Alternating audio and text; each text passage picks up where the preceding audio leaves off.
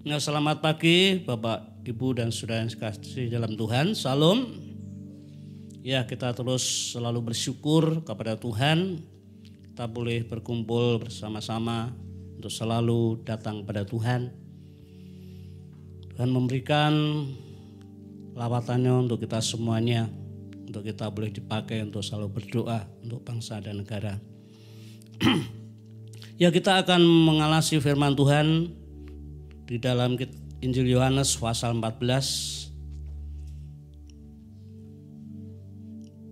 Injil Yohanes pasal 14 kita baca ayat 15 dan 16.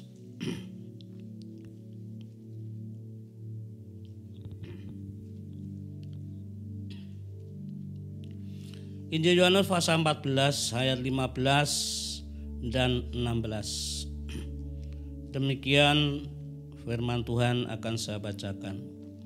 Jikalau kamu mengasihi aku, kamu akan menuruti segala perintahku.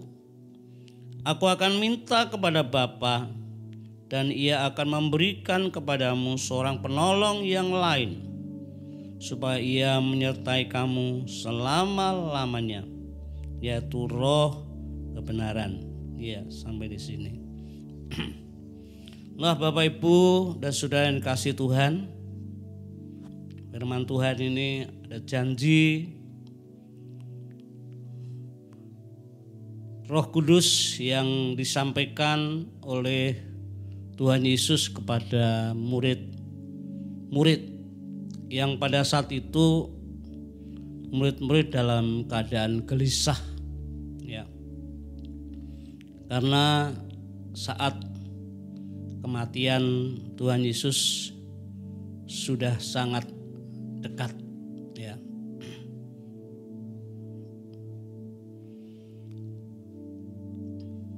Nah, kematian Tuhan Yesus bagi para murid itu menjadi suatu masalah, menjadi suatu tantangan yang tidak ringan. Sebab ketika Tuhan Yesus ya dianiaya, disalibkan, dan kemudian mati, sudah saat itu bagi pengikut-pengikut Tuhan itu pasti kena imbasnya.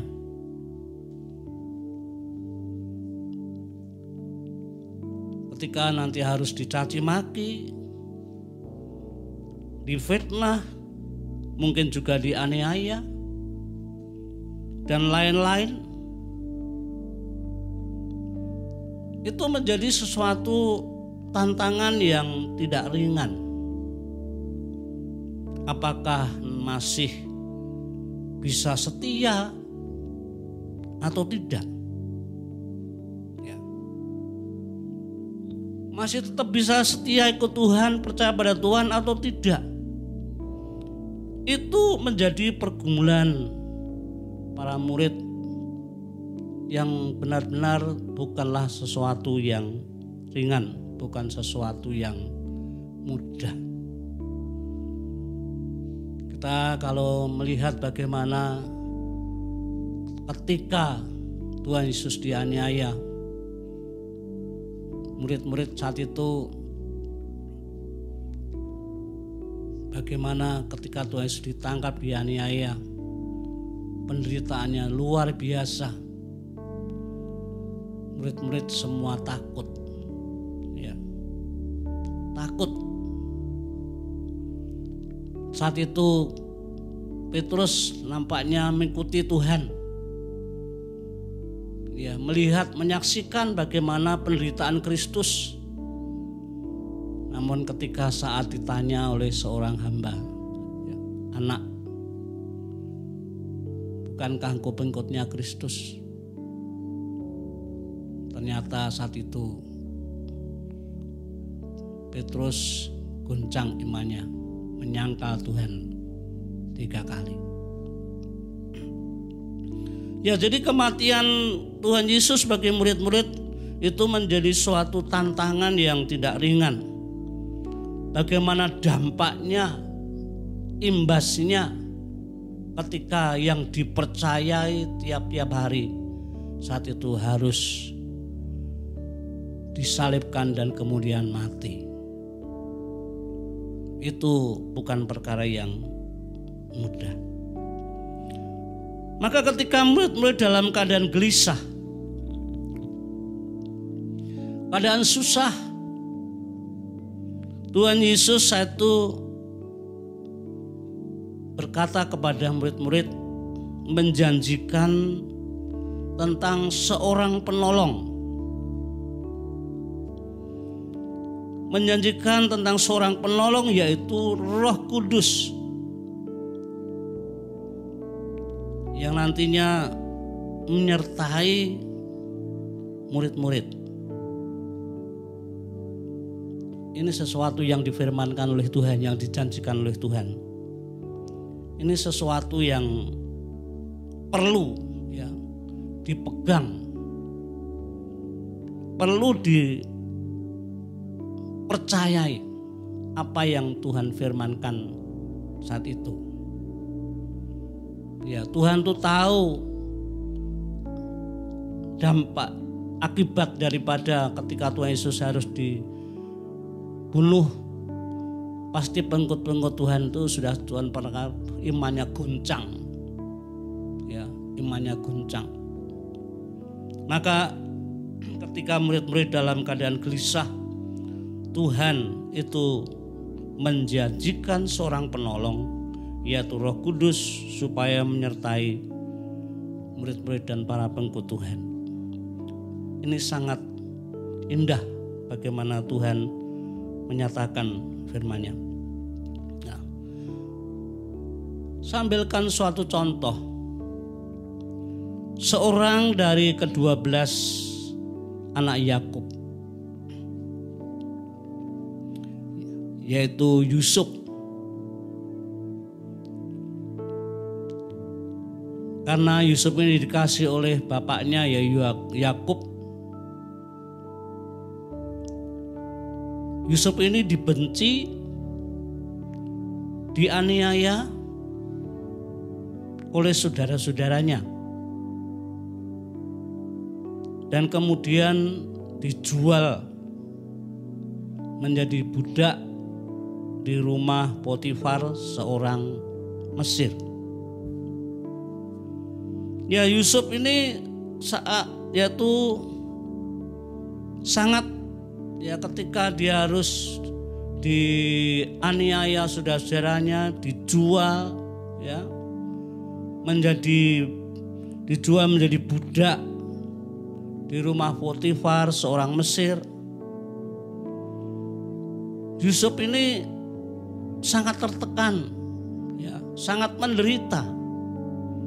Dia masih dalam kondisi sebagai anak yang belum dewasa, yang harus masih dalam kasih di dalam keluarga, berikan kasih dari keluarga orang tuanya, namun jauh dari rumah, di tempat lain menjadi budak.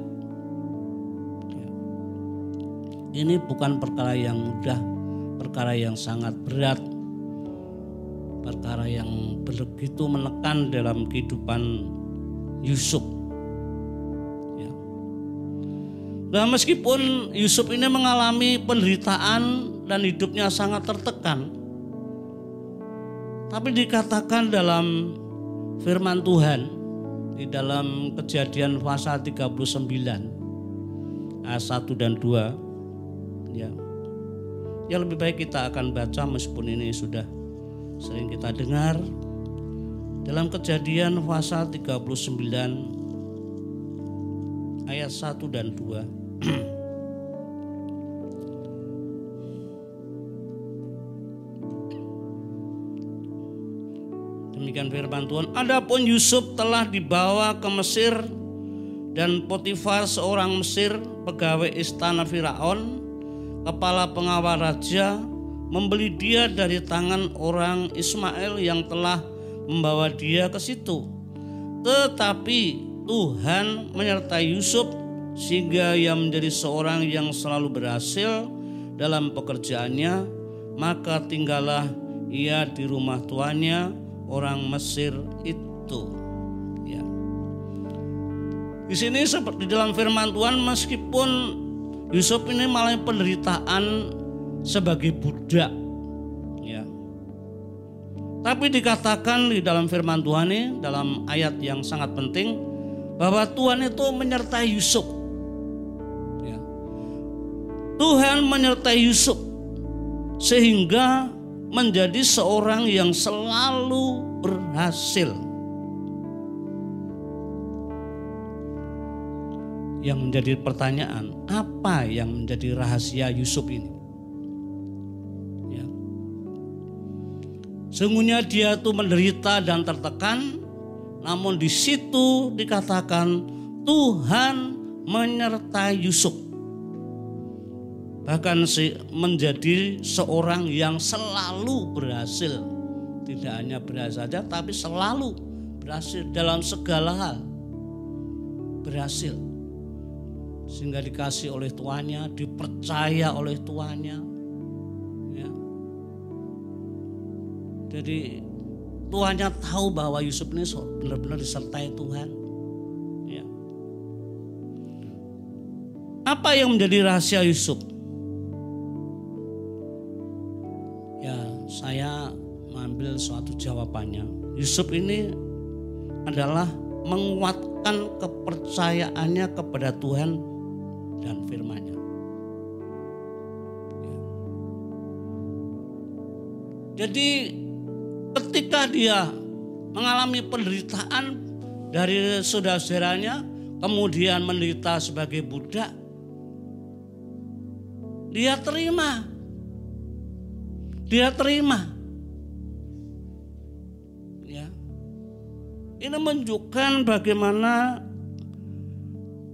Yusuf ini menguatkan keyakinannya, kepercayaannya kepada Tuhan.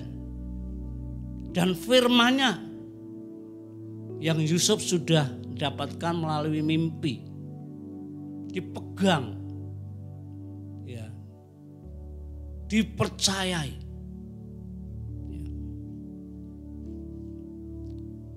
Ini sesuatu yang dialami oleh Yusuf. Ini bukan perkara yang mudah. Sebab pada umumnya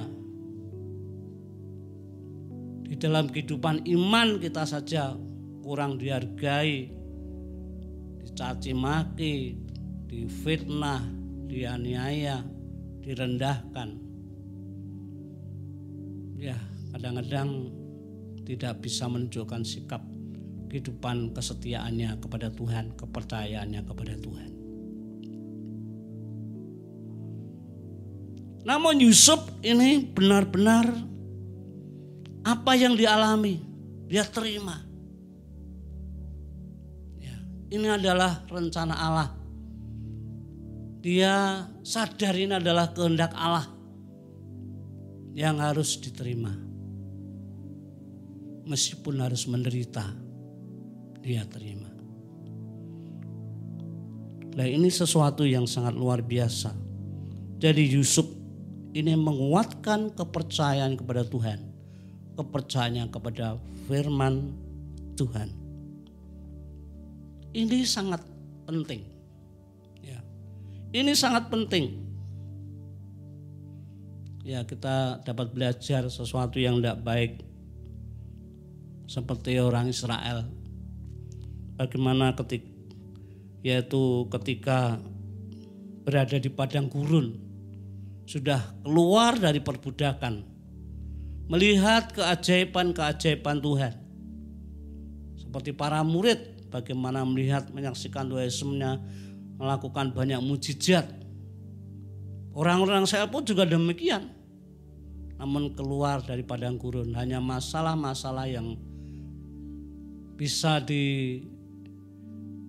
bisa memohon kepada Tuhan, berkat Tuhan, namun tidak dapat mensikapi dengan baik. Tidak menunjukkan seorang yang setia kepada Tuhan. tidak menunjukkan kepercayaannya kepada Tuhan. Ya, bersungut-sungut, mengeluh, menggerutu, memberontak kepada Tuhan. Tidak menunjukkan kepercayaannya kepada Tuhan. Nah, Bapak Ibu dan Saudara yang dikasihi Tuhan, kehidupan atau perjalanan orang percaya itu tidak selalu menyenangkan. Ya. Perjalanan kehidupan orang percaya itu tidak selalu dalam perjalanan yang selalu mulus dan menyenangkan. Ya. Jadi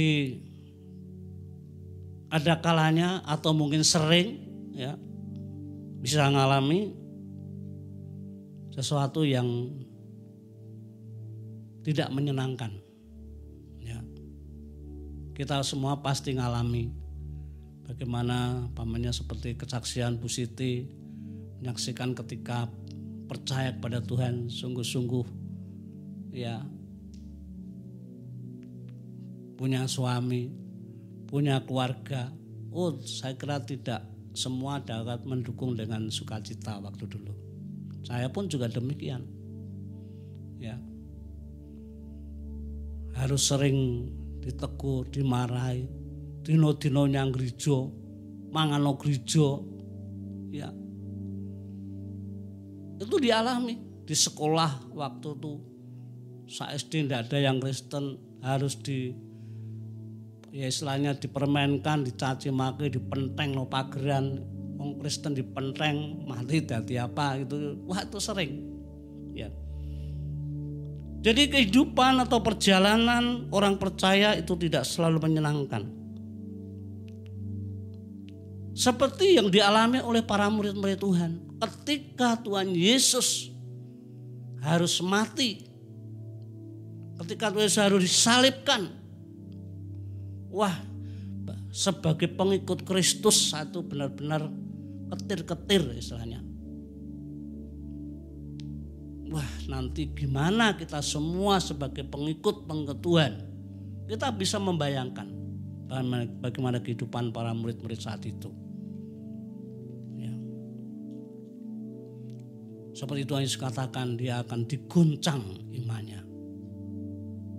Ya, seperti domba tidak ada gembala, tercerai-berai. Ya, kita tahu bagaimana kisah ketika Tuhan Yesus saat itu ya dikuburkan, bagaimana murid-murid Tuhan. Maka ini Bapak Ibu dan Saudara yang kasih Tuhan, di dalam kehidupan kita perlu belajar untuk mensikapi semua tantangan, semua masalah yang terjadi di dalam kehidupan kita. Seperti yang kita saat ini terus berdoa untuk bangsa dan negara. Ya, tentang adanya pandemi virus corona yang ada di dunia, di negeri ini. Wah, ini benar-benar merupakan tantangan yang tidak mudah. Saya membayangkan sebagai orang-orang yang ada di depan, pamannya di bidang kesehatan, dia harus jauh dari keluarga, istilahnya jauh dari keluarga, harus sering ya ada di tempat pekerjaan yang risikonya itu bukan kecil, harus pakai pakaian yang wah, saya kira itu bukan suatu pakaian dalam pakaian yang penangkal ya, yaitu virus ya. Wah, itu apakah tidak sumuk? Itu kalau berlarut-larut panjang. Kalau hanya sehari, 2 hari, seminggu, sebulan, tapi kalau itu berlarut-larut panjang, apakah itu tidak membuat orang itu menjadi tertekan? Ya, apakah itu tidak berat? Ya, itu sangat berat.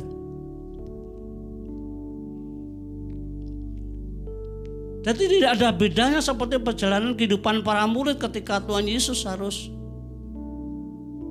mati. Berat. Maka yang menjadi pertanyaan, bagaimana mensikapi masalah ini?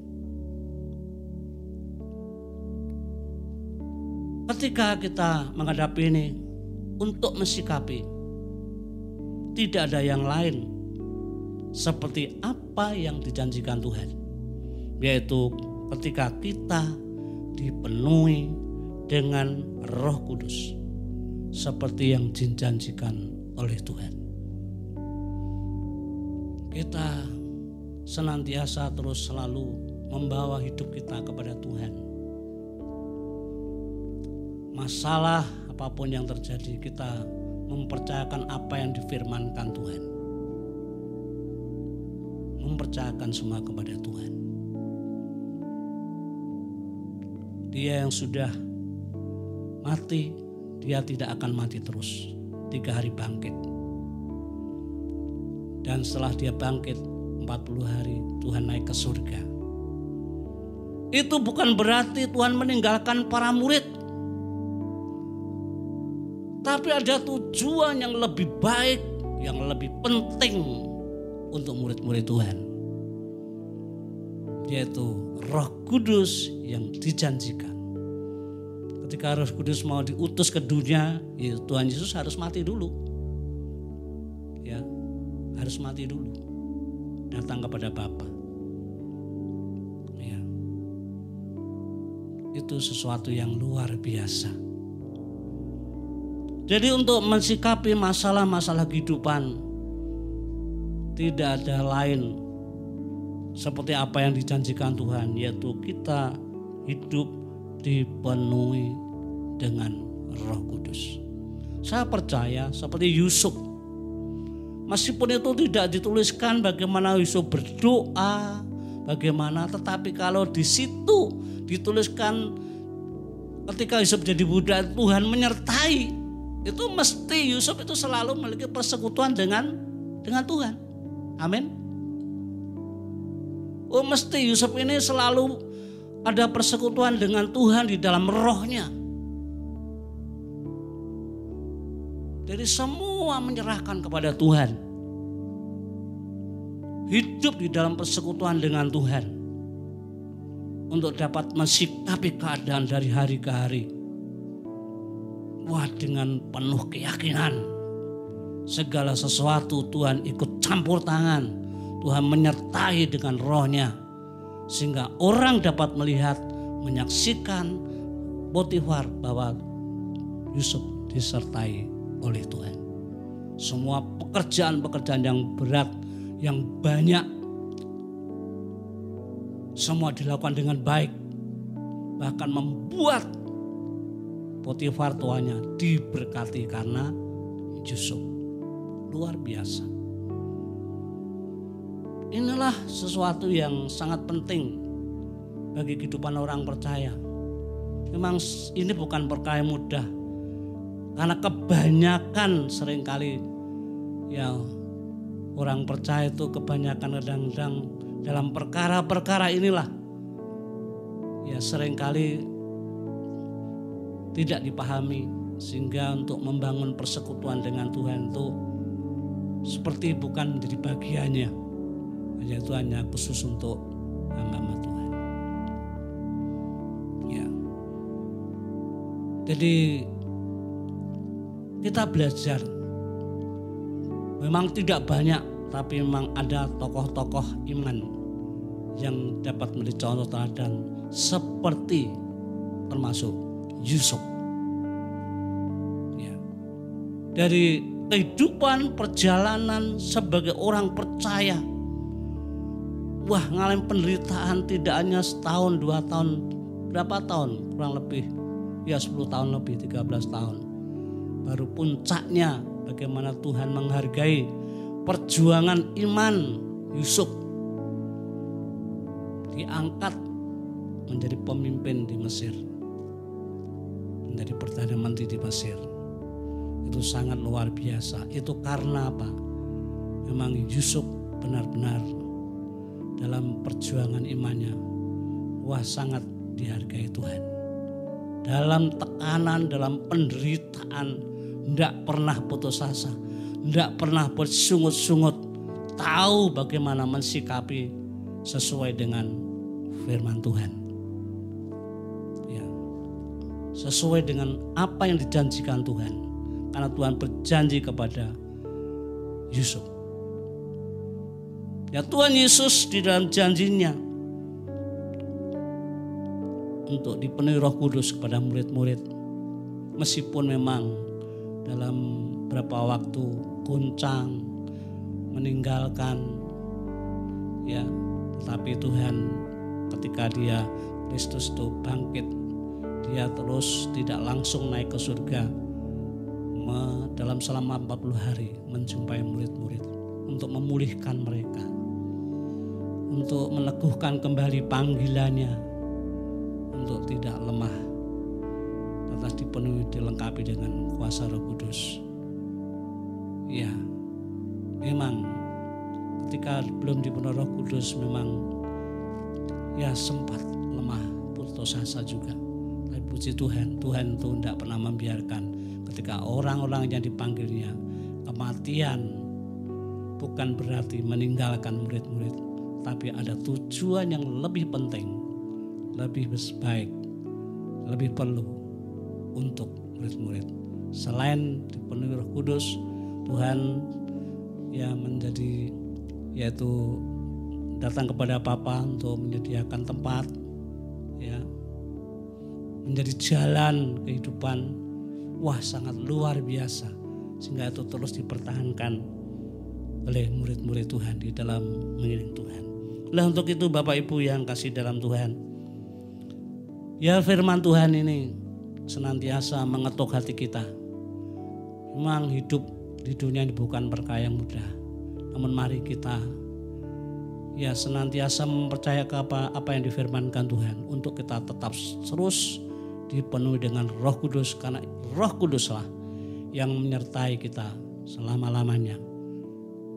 Itu perlu kita ya yakini dan kita percayai, untuk kita senantiasa dapat mensikapi keadaan dengan pertolongan Tuhan yang luar biasa. Nah, biar melalui firman Tuhan ini menjadi doa-doa kita, menguatkan kita.